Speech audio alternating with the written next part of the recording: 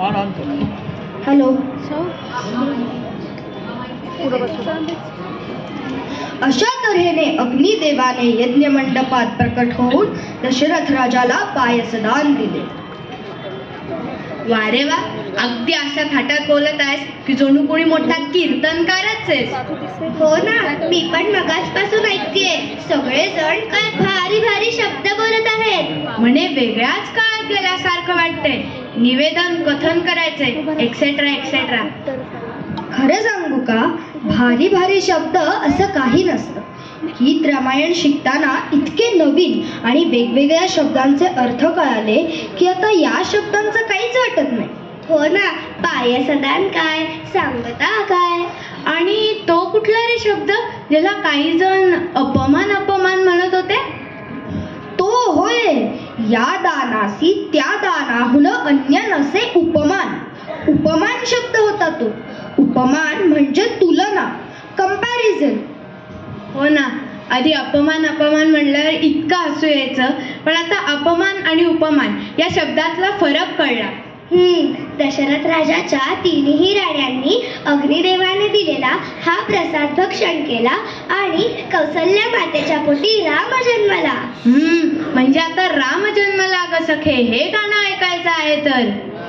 हो, आणि हे गाणं शिकताना तर अगदी पहिल्या शब्दालाच गाडी अडली होती. अरे थांब थांब, आपण बोलायचं म्हणजे एका वेळेला इतकं नाही बोलायचं. पहिले गाणं ऐकूयात आणि मग सांगूयात. हे गाणं शिकताना आपण काय शिकलो तर मग ऐकूयात. राम जन्मला ग सखे राम जन्मला.